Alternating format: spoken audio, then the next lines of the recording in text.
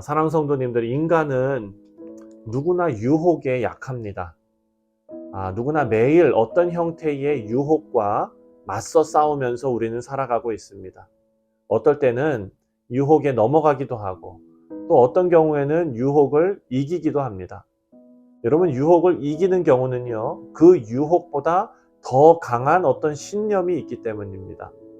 오늘 본문 말씀을 보면 모세는 이스라엘 백성들이 가나안 땅에 들어가서 경험하게 될 그런 유혹들을 미리 말해주고 있습니다. 그리고 또 그 유혹들과 맞서는 방법을 알려줍니다. 지금 이스라엘 백성들은 유혹에 맞설 강한 신념을 가져야 합니다. 그 방법을 전수받는데, 그것은 하나님을 섬기고 하나님께 순종하고 하나님을 사랑하는 일, 여러분, 그것을 가르치는 것입니다. 먼저 10절 말씀을 보면 10절에 내 하나님 여호와께서 내 조상 아브라함과 이삭과 야곱을 향하여 내게 주리라 맹세하신 땅으로 너를 들어가게 하시고 내가 건축하지 아니한 크고 아름다운 성읍을 얻게 하시며, 이 말씀을 통해서 우리가 알 수 있는 사실은 가나안 땅을 소유한다는 것은 그들이 그 땅을 일구어내는 것이 아니라 하나님께서 은혜로 그 땅을 주셨다라는 것입니다. 하나님께서 이스라엘의 조상들에게 주리라 약속하신 땅으로 지금 이 백성들이 들어가게 하셨습니다. 은혜로 들어간 것입니다. 이스라엘 백성들이 힘써서 일군 땅이 아닙니다. 힘써 건축한 성읍이 아닙니다. 하나님께서 은혜로 들어가게 하신 것입니다. 그래서 하나님에 대한 순종은 하나님께서 베풀어 주신 은혜에 감사하고 또 하나님을 사랑하는 마음에서 시작되어야 한다라는 것을 오늘 본문에서 우리가 알 수 있습니다. 그래서 모세는 이런 마음가짐을 가져야 하는 백성들에게 세 가지를 경고하고 있습니다. 그 중에 첫 번째가 바로 풍요로움으로 인해서 하나님을 잊어버리지 말라는 경고입니다. 여러분, 우리가 지난 송구 영신 예배 때 우리는 평범함에서 감사를 발견해야 한다라는 것을 말씀을 통해서 살펴보았습니다. 그 이유는 우리의 삶이 평안할 때 인간은 하나님의 은혜를 잊어버리기 쉽기 때문입니다.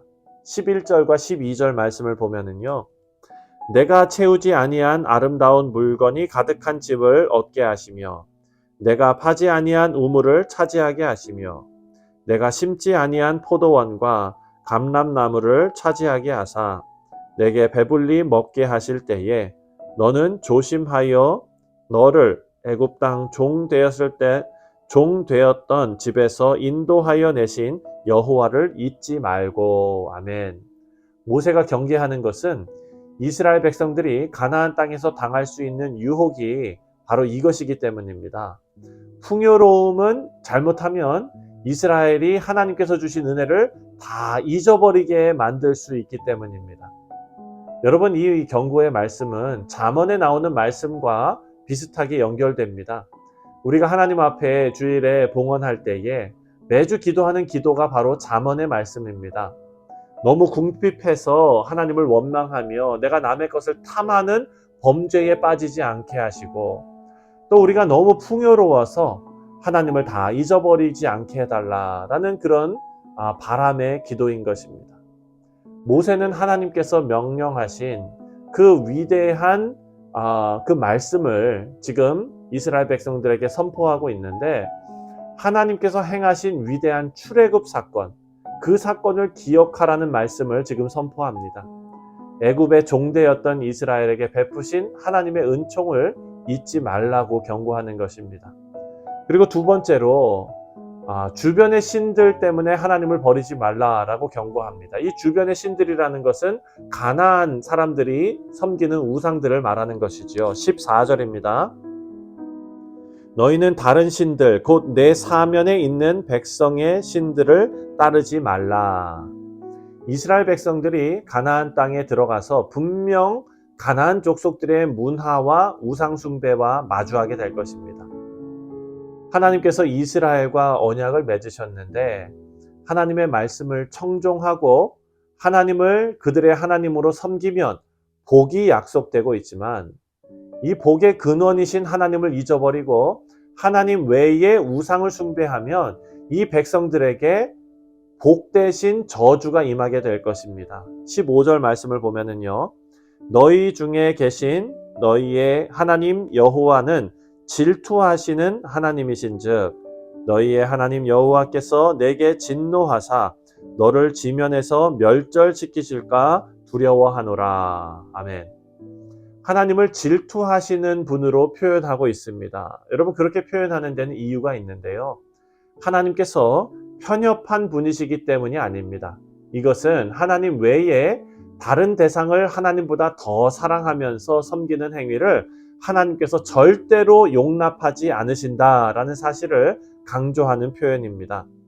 하나님께서 질투하시는 하나님이시다라는 표현은 성경에 다른 데 나오는 것이 아니라 오직 우상숭배를 경고하실 때만 등장하고 있습니다. 따라서 우리 신앙생활에 하나님보다 우선순위에 두고 의지하는 모든 것에 대해서 하나님께서 어떻게 경고하시는지 우리가 그 경고가 얼마나 엄중한지를 다시 한번 깨닫게 되기를 바랍니다.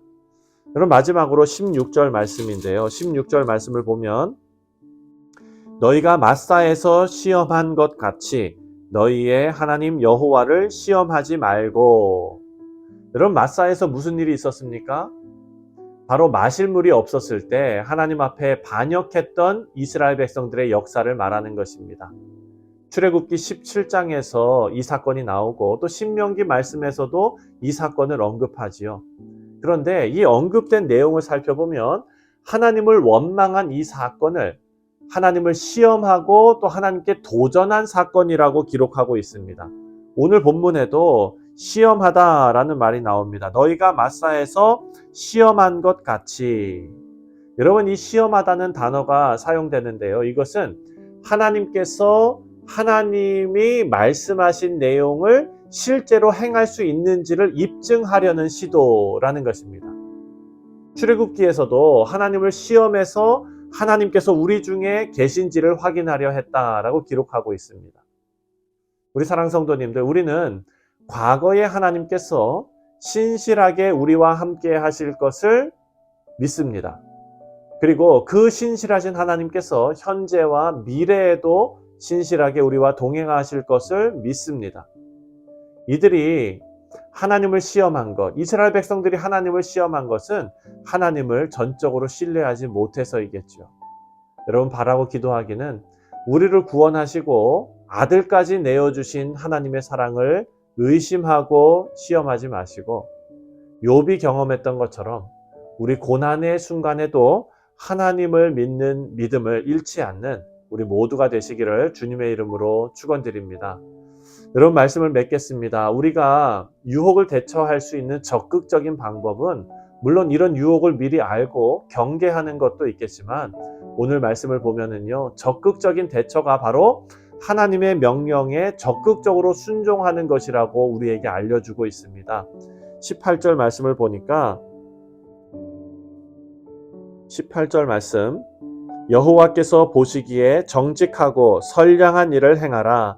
그리하면 내가 복을 받고 그 땅에 들어가서 여호와께서 모든 대적을 내 앞에서 쫓아내시겠다고 내 조상들에게 맹세하신 아름다운 땅을 차지하리니 여호와의 말씀과 같으리라. 아멘.